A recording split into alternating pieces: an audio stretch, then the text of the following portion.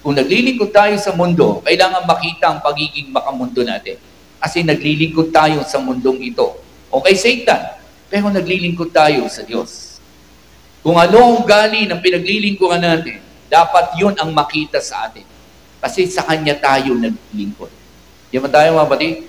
Di ba naglilingkod tayo sa Diyos, pero wala tayong nakikitang ugali ng Diyos sa mga buhay natin.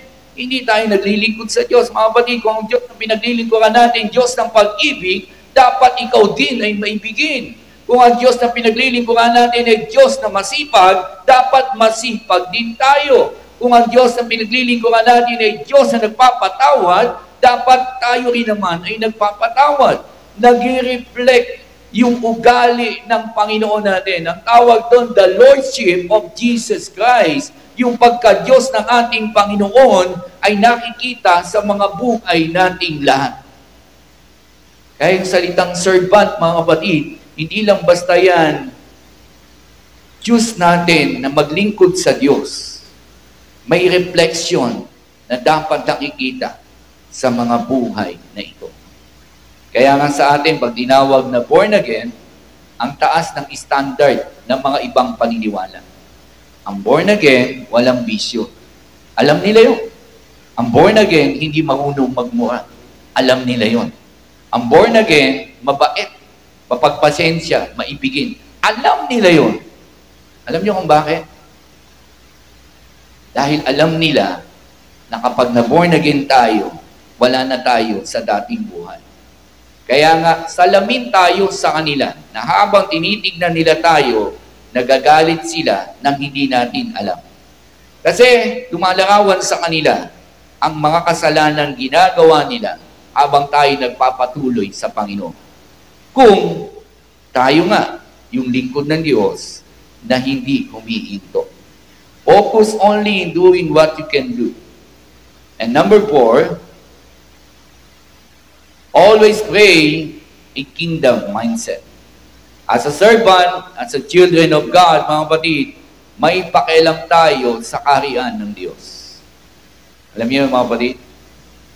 Aware tayong makiisa, makibagay, at sa tinatawag na mission at vision ng church, meron din tayong pakialam. Kasi bahagi tayo ng kingdom ng Diyos. Bahagi tayo ng kaharian ng ating Panginoon. Buhay ko at buhay mo, kaharian niya ng Diyos. Pag pinagsama tayong lahat, tayo yung kingdom ng Panginoon, na dito pa lang sa lupa, ating pinamamalas ang kanyang paghahari hanggang sa kalangitan na kanyang trono. Doon ay maraming kaluluwa na madadala ayon sa kalooban ng Diyos na ginamit ang mga buhay na ito. Always pray ang kingdom mindset, mga kapatid.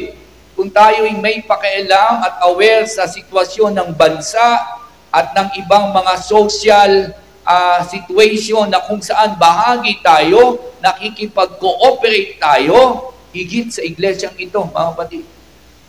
Higit sa kaharian ng ating Panginoon. Dahil yun ang tunay na kalagayan at pagkatawag natin.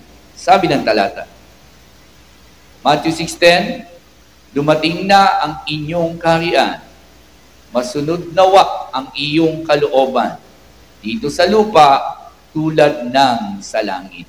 Niyo po, that is prayer na kung saan mismo ang ating Panginoon ipinauunawa sa atin na mula siya sa kalangitan at nang siya'y nasa lupa. Kahit siya'y nasa lupa, dito sa lupa, para nang sa langit. Bakit? Yung ugali niya, yung katangian niya bilang anak ng Diyos sa kabila ng mundong makasalanan at pabulok na ng pabulok, yung ugaling ito hindi na impluwensyahan ng kasalanan ng mundo.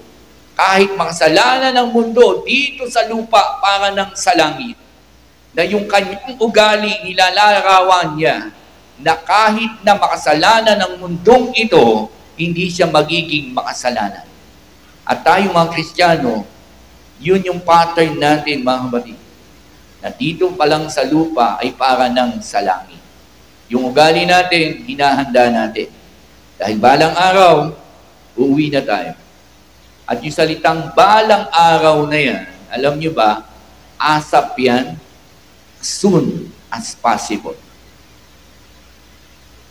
Pahayag chapter 3 verse 11, darating na ako sa lalong madaling panahon, that is asap. Kaya't ingatan ninyo ang anumang katangian na sa inyo upang di maagaw nino man ang inyong katangian. So, sa sinabi ng ating Panginoon sa aklat ng pahayag, pwedeng bukas, pwedeng mamaya, dumating siya o di kaya ang buhay na ito ay magwakas. Doon sa dalawang sitwasyon, kung siya'y darating na at sa buhay kung tayo'y kukunin na, ang katiyakan nito nasa kanyang kamay lang. Wala sa atin, mga kapatid. Yan ba kayo? So what is my point? Hindi natin hawak at kontrolado ang buhay, ang panahon at pagkakataon. Kaya kung may panahong maglingkod, maglingkod tayo. Kung may panahong gumawa ng mabuti, gumawa tayo. Dahil mas maraming panahong magkasala, mas maraming panahong tumayo sa Diyos, mas maraming panahong mapahamak. Kaya doon tayo sa panahong, doon tayo nilalagay ng Diyos.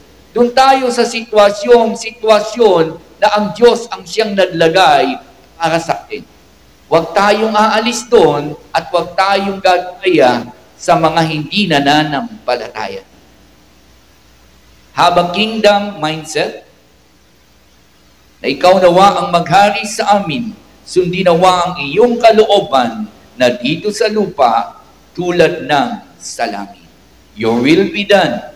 Lagi nating sinasabi at hinihingi sa Panginoon na mangyari nawa ang kalooban ng ating Panginoon.